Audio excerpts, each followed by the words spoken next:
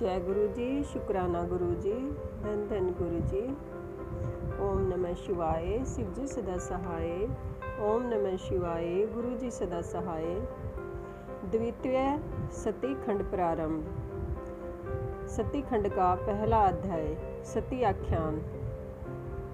नारद जी बोले, हे ब्रह्मा जी, शंकर जी की कृपा से आप सब कुछ जानते हैं, अतएव अब आप मुझे यह सुनाइए कि जो महेशान कैलाशवासियों परम जितेंद्रिय थे, उनकी विष्णु आदि सभी देवता पूजा करते थे, जो सत्पुरुषों की गति निर्विकार महाप्रभु और योगी थे, वहीं तप करती हुई मंगल स्वरूप एक परम श्रेष्ठ स्त्री के साथ विवाह कर ग्रस्त कैसे हो गए, जो पहले दक्ष की पुत्री थी, फिर हिमालय की कन्या हुई, वह सती पार्वती किस प्रकार शंकर जी को प्राप्त हुई।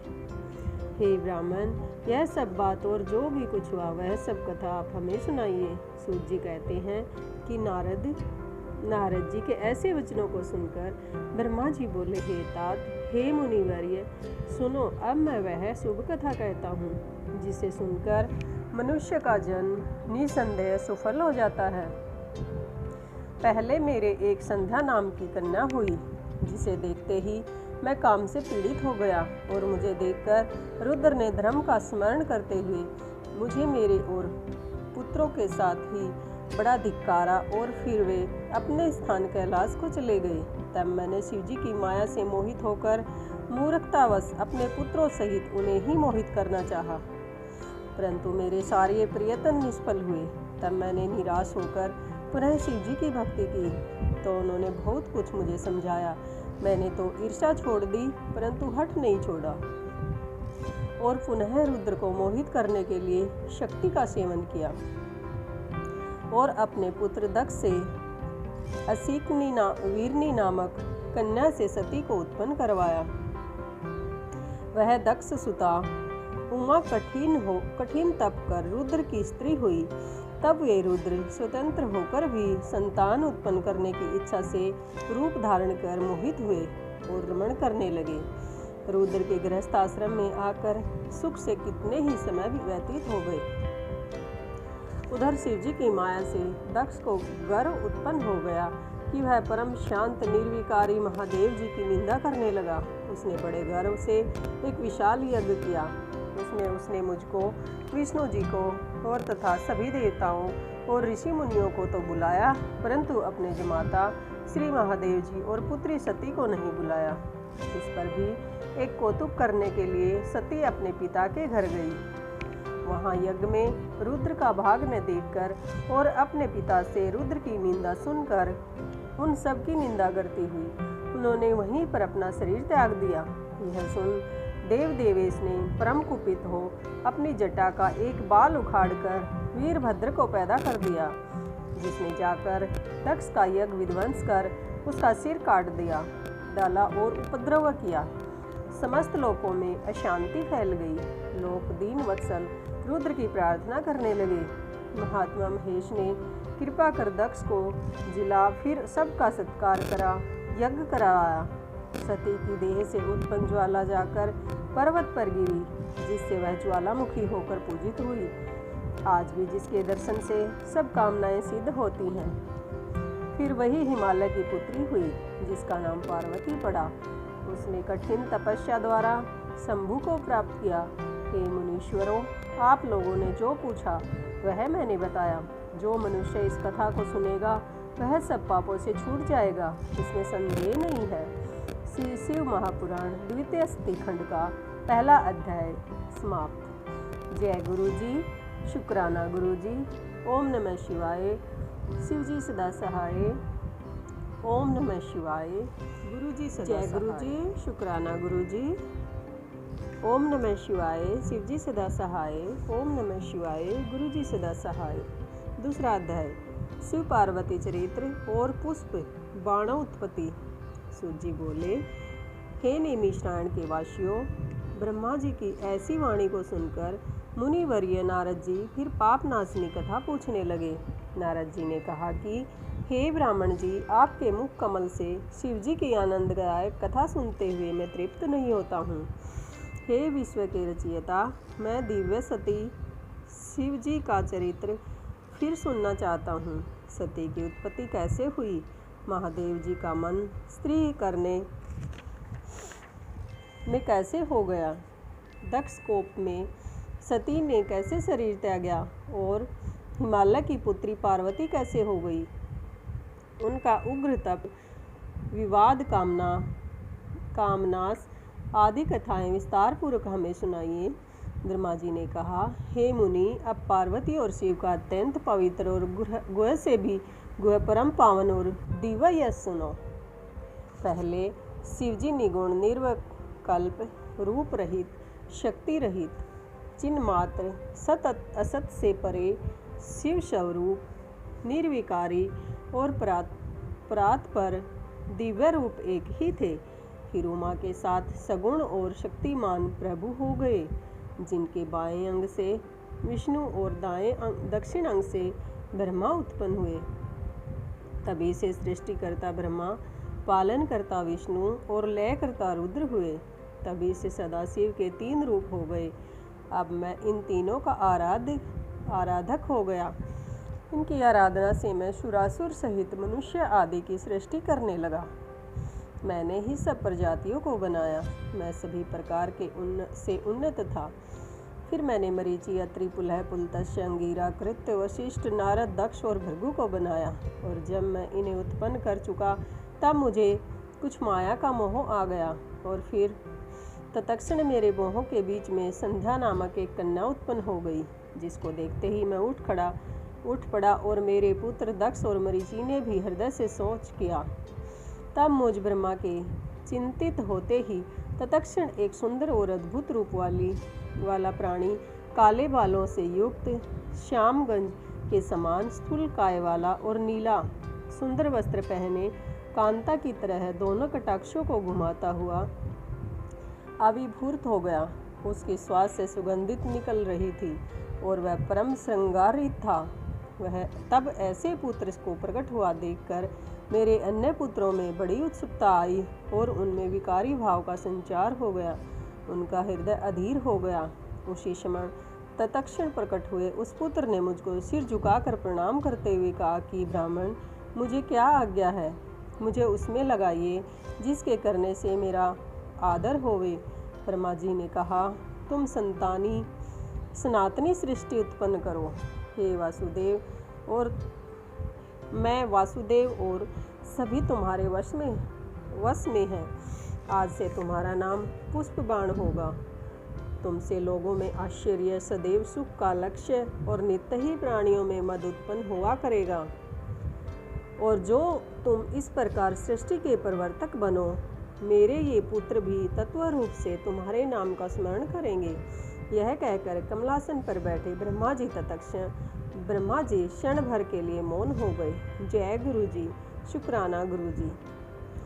द्वितीय सती खंड का दूसरा अध्याय समाप्त। ओम नमः शिवाय। शिव जी सदा सहाय। ओम नमः शिवाय। गुरु जी सदा सहाय। जय गुरु जी। जय गुरु जी। शुक्राना गुरु जी। तीसरा अध्याय, ब्रह्मा काम संवाद। ओम नमः शिवाय। शिव जी सदा सहाय। ओम नमः शिवाय। गुरु जी सदा सहाय। ब्रह्मा जी ने कहा। इसके पश्चात सब मरीचि आदि मुनियों ने उनका यह अभिप्राय जानकर उनका यथोचित नाम रख दिया। उन्होंने कहा कि तुमने उत्पन्न होते ही ब्रह्मा का चित्त मंथन कर दिया था। इससे पहला तुम्हारा नाम संसार में मंथन होगा। तुम्हारे जैसा संसार में कोई नहीं है। इससे तुम्हारा दूसरा नाम काम होगा। तीसरा मोहन से तुम्हारा नाम मदन और चौथा कंदर्प इसीलिए होगा कि तुम में बहुत अहंकार है। तुम्हारे समान कोई देवता, पराक्रमी और सर्वव्यापक नहीं होगा। तुम्हारे लिए प्रजापति दक्ष एक सुंदर कामनी स्त्री देंगे, जिसे ब्रह्मा जी उत्पन्न कर चुके हैं और जिस रूपवती का नाम संध्या है। यह सुनकर उस काम ने अपने 5 बाण का नामकरण कर तुरंत ही उनका परीक्षण करना चाहा। हर्षण, रोचन, मोहन, शोषण और मारण, ये 5 नाम हुए जो मुनियों के भी मोहक थे। उसने इन 5 बाणों को मुनियों पर चला दिया। संध्या भी थी। उसने कहा, अच्छा, इसे तो मैं ही मोहित करूँगी। इतने में काम ने 5 बाणों का प्रयोग कर दिया। मोहन ने ब्रह्म आदिकों के मन को मोह लिया। सबके मन में विकार हुआ, वे विकृत हुए। सभी बार बार संध्या को देखने लगे। उनमें काम की वृद्धि हो गई। मुझ में 49 भाव जागृत हो गए। संध्या में भी विकार आया। वह भी ऋषियों पर कटाक्षपात करने लगी। एक प्रजापति ने भी उसकी इच्छा की। मरीचि, अत्रि और दक्ष आदि सब मुनि इंद्रियों के विकार को प्राप्त हो गए।